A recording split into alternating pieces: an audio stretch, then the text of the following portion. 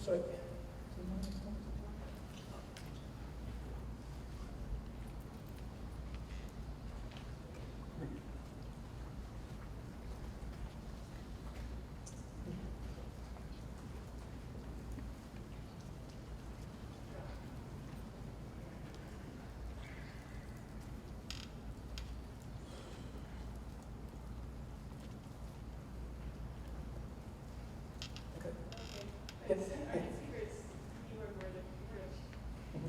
And I'll talk about our work on synthesizing motions for a wide variety of behaviors beyond locomotion, such as getting up from the ground, or climbing, or carrying objects, and so on. And the common trend between all of these motions is that they exhibit very rich contact behavior and contact structure.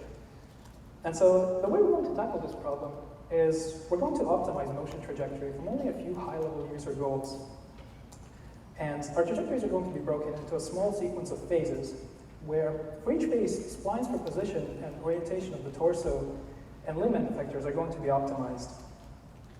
And the novel and unusual thing we're going to do is introduce these per limb per phase contact variables that basically dictate whether or not the limb is in contact with the environment. And so when a contact variable is active, the limb's contact surface must actually be touching the ground. But at the same time, it can generate contact, or it can generate ground reaction forces. And so that makes contact decisions explicit in the optimization, rather than being a side effect of other variables. And what we end up with is a smooth and well-behaved optimization problem. And from full character pose can be recovered using inverse kinematics, and reaction forces can be recovered using inverse dynamics. And we place soft constraints that positions, forces, and these contact variables all have to be consistent with each other. And we can just solve the resulting problem with standard local optimization methods. And now I can show you a little bit of how the optimization might be progressing for a getting up motion.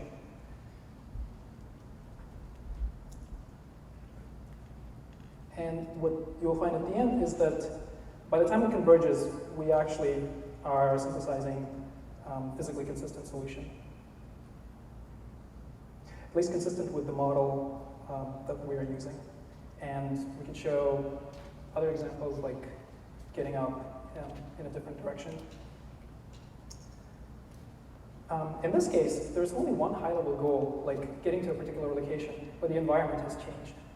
And so our algorithm is able to find the solution that you can step over the gap if it's small. If the gap is big, you can also use hands to balance yourself and hold yourself up. And because hands have bidirectional contacts, you can actually grip onto them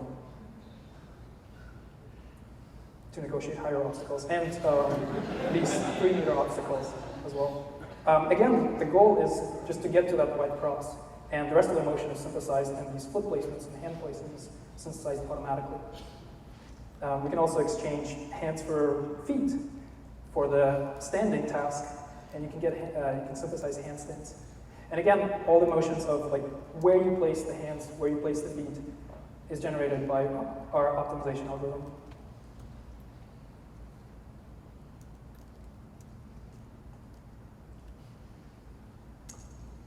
In this task, the only goals, again, you specify are that the palms have to strike with a particular velocity at particular locations.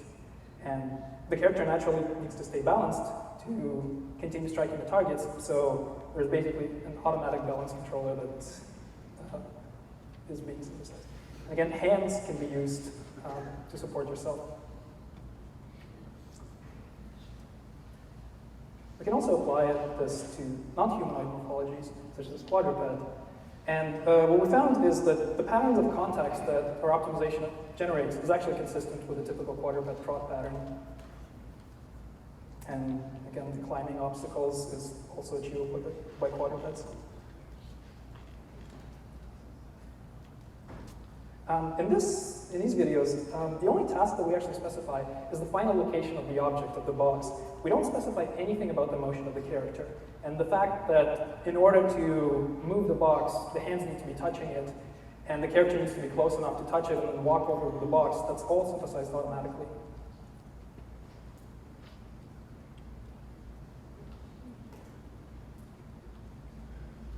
Similarly, we can jointly optimize the trajectories of several characters. Where one cannot lift a box, two of them, we found that cooperative solutions actually emerge, such as two characters passing it onto the other.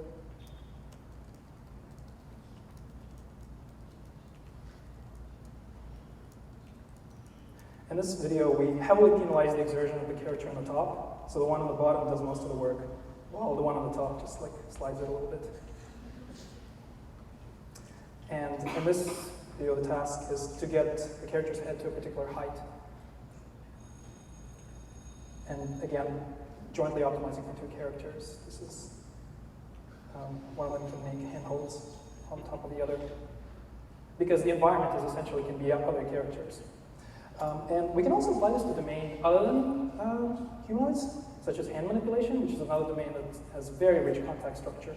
And we found that the algorithm seems to be working well in this case as well.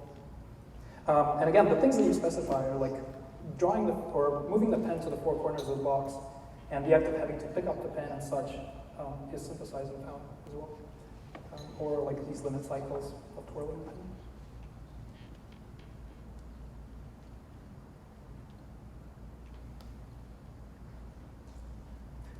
Or like this bare hand-like contraption.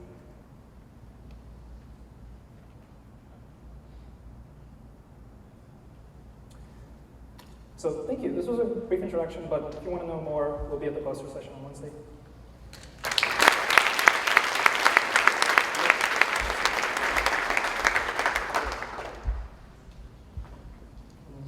Yeah, so how quick is the simulation of contact? And also related to gazebo, I heard that you guys might be involved. Is that, would we have this capability using gazebo? This is a question, is this related to gazebo? And in this case, this particular project is not. This particular project actually has origins in graphics. And regarding the first question, how fast is it? This is offline trajectory optimization. Not like forward simulation, and it takes between 2 to 10 minutes, depending on the complexity of the situation. Yes? So early attempts in graphics, like 10, 15 years ago, to do this kind of stuff, people were plagued with local minima and got really crappy motion. Are you throwing all that stuff out, or have somehow the local minima problem gone away? So by early attempts in graphics, I guess you mean trajectory optimization for character. There's a long history of trajectory optimizations. Okay. It's like, Right. or something. So the typical problems that typically were happening, a lot of it was due to discontinuities that happen at the contacts. But again, I think I couldn't go into the details, but the way we reformulate the problem and form this notion of smooth contact that is actually also able to give you informative gradients, it seems to be really helping us to escape local minima. And one thing I didn't mention is we also, the continuation methods, and we take some ideas from continuation methods and continuation schedules to sort of solve a simpler problem first a little bit, and then harden it to the real physical system that we submit. So there's a little bit of optimization, like tricks to avoid local minima, but not. Yes. This might be what you said you can't talk about quickly, but why isn't there some sort of combinatoric problem in the side of the optimization? Well, similarly, like the typical discrete problems that you solve can be complete relaxations. The continuous relaxations can actually be solved quickly and efficiently. So I think this is sort of the same analogy, that contact is a discrete phenomena with potentially combinatorial explosion, but we soften it and we relax it, and we're actually able to solve the problem in this case. You're working in the kinematic space. Is there any fundamental challenge if you were to go into the dynamic space? Look at works, for example, or muscle activity? So we do try to be dynamically consistent by checking the trajectories, by checking the getting the forces from inverse dynamics and making sure that they're consistent with the accelerations.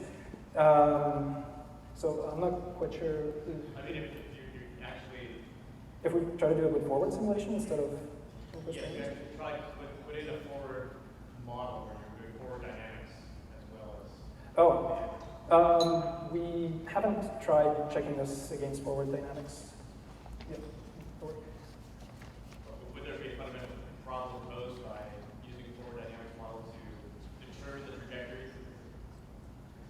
I wouldn't think so, because, I mean, the big thing here is just like sketching out the rough, like where to place your hands, where to place your feet, and the things that we seem to be observing are sensible things, at least from some of the videos. And I think like there might be more work like at the lower level that might need to be done to execute like those particular handholds and foot placements, but I don't think it's insurmountable. And we're certainly working on trying to do it, yes, make sure it's consistent with forward simulation. So, yes? Do you have a feeling as to why the results tend to have this characteristic that is just a little bit different from how a person would engage in behaviors? You know, the putting the hands in the ground a lot. Right. So the question is about some of the potential artifacts or uncharacteristic behavior that we observe. And we are running these simulations on a simplified physics model, and we're not really considering the exertion done by the joint torques of the limbs, or say like the elbows and the knees. And because of the simplified model, I think like we're getting these artifacts. For example, like the getting down on the ground, to get into the detail, that typically happens because we're not penalizing knee torques, so it's just like lying down because it's going to minimize the sum of squared of all forces. And it's not really thinking too much about the knee torques that it would require to get up. But if we were to try to do a simulation on a full system, then I think like these things will be penalized, and hopefully we'll not be seeing those artifacts. Right. So you have to stop there. And then, let's then have a speaker again.